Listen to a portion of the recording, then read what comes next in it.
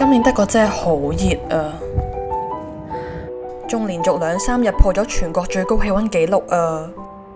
暫時咧喺德國最熱嗰日係41.7度，而喺大部分嘅地方，無論係喺屋企定係喺 office 都係冇冷氣噶，而且咧仲熱到有啲馬路溶咗啊！咁我就諗住香港嘅夏天都30幾度啦，應該都冇乜嘢嘅。咁二話不說呢，我就去咗塊田度去摘而家要食嘅菜，咁就諗住整幾個 lunch 嘅便當去幫自己降下溫啦。咁之前喺香港嘅夏天都係搽厚啲防曬同埋飲多啲水，咁都 OK 啊。不過今日我就明白喺德國嘅夏天真係唔係咁簡單。咦？點解咁快已經有泥黐咗喺我身上邊嘅？雖然今日個天文台話係33度，不過喺德國呢種熱嘅感覺呢，你就知道喺太陽直曬底下個體感絕對唔係33度。而家喺烈日當空底下，其實而家分分鐘係40幾度。跟住去到塊田未夠5分鐘就我個電話死咗。當我摘緊菠菜嘅時候，突然之間我個鼻有啲嘢好似入咗去啊，同埋開始 feel 到我塊面有啲痕痕地。你睇下而家嘅菠菜生到幾大塊，塊葉咧仲大過我隻手掌。但係唔係喎，點解越摘得耐，好似越多黑色一點點喺我塊面度嘅呢？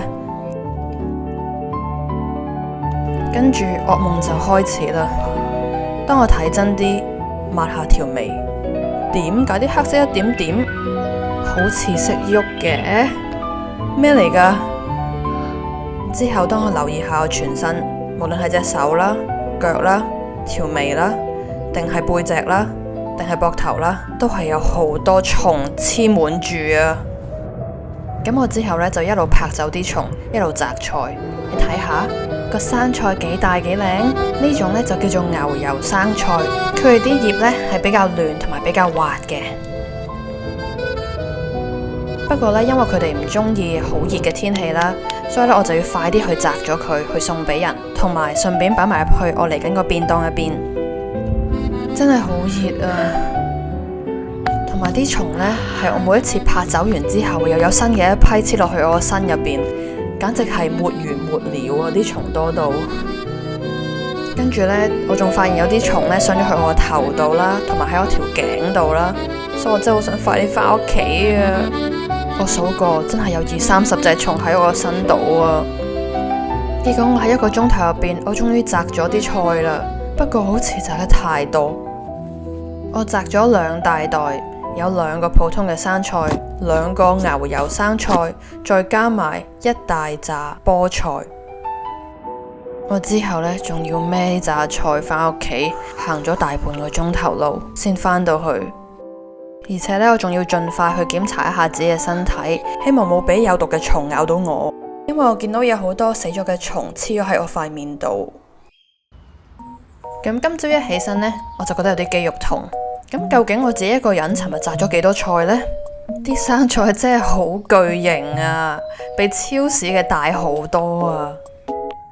呢度呢，就淨係一半嘅份量，因為我已經將呢2個生菜同樣咁大嘅呢送咗俾我鄰居啦。哇！淨係2個生菜已經2.2公斤啊！而且仲有菠菜，我諗我知道點解我肌肉痛啦。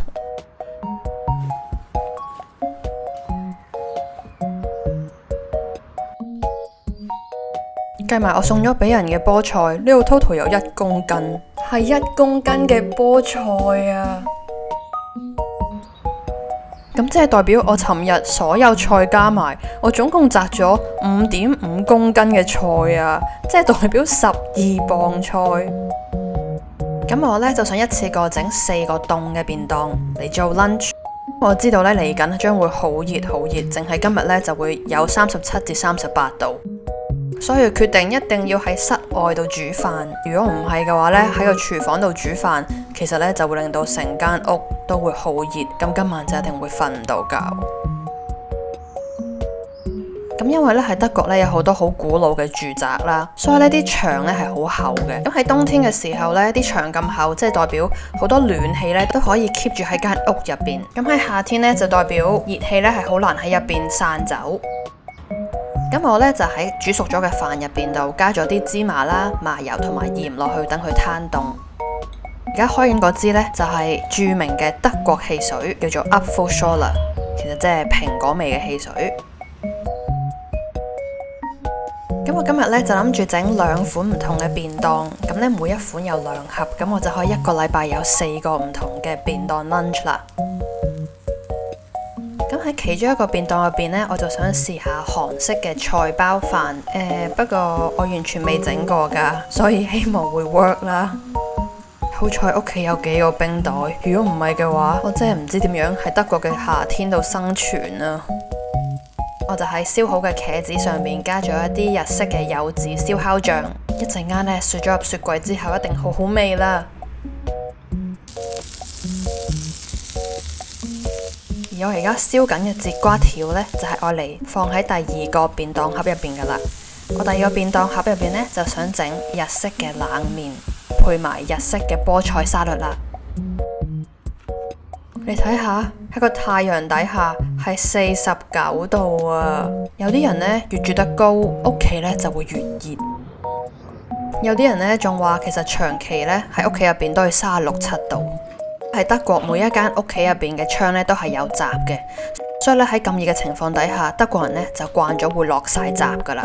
咁室內咧就會黑蒙蒙，不過咧咁樣先可以防止屋企繼續升溫。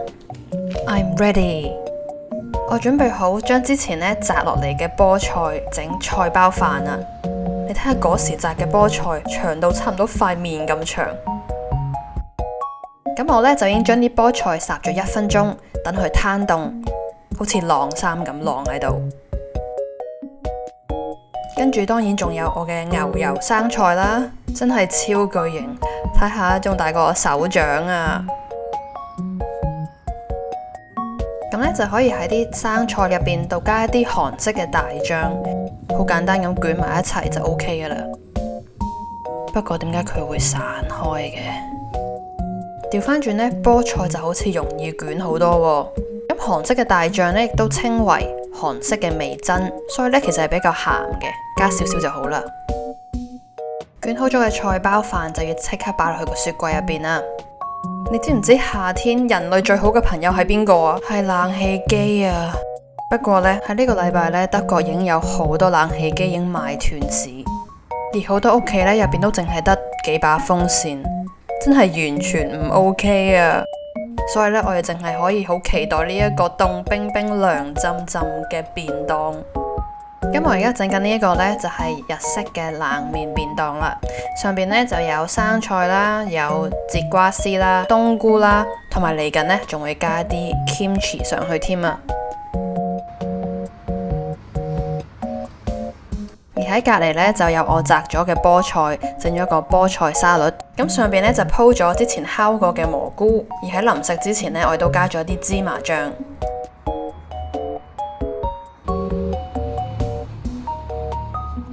咁食冷麵就當然要加埋凍冰冰嘅冷麵汁啦。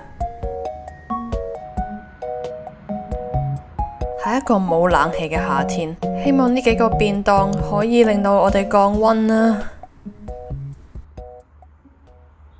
呢幾日真係實在太熱啦，熱到一個地步呢，我哋真係好難瞓到覺，每一晚呢都要起身換一啲冰袋啦，先可以瞓到幾個鐘。歐洲嘅熱浪真係嚟到德國啦，今日最高係40度啊！之後再 check 下呢，喺太陽底下係超過50度啊，真係好誇張啊！今朝呢，突然之間俾我留意到屋企嗰棵羽衣甘藍開咗花啊，跟住我 check 過呢，原來呢種花係食得噶。咁所以呢，我就諗住加埋落去今日個便當入邊啦。因為尋日呢，其實所有嘅菜包飯啦，同埋沙律其實都已經準備好，所以今日呢，其實淨係需要將所有嘢擺埋一齊喺個便當就 OK 啦。咁呢個大醬菜包飯隔籬呢，就係有烤過嘅燒汁茄子沙律。之後呢，我就喺啲菜包飯上邊呢，加咗凍冰冰嘅牛油果同埋 kimchi 上去。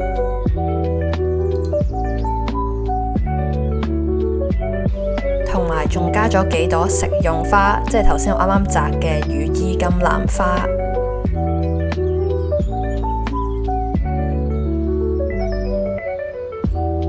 咁最尾嘅呢2個便當都完成啦，即係呢 total 我一次過開咗火一次就整咗4個唔同嘅便當出嚟，實在太好啦！咁我 meal prep 咗之後，我嚟緊幾日就可以唔使再諗究竟食啲咩啦。因為 keep 住都要開住把風扇啦，但係點知連把風扇都頂唔順啊！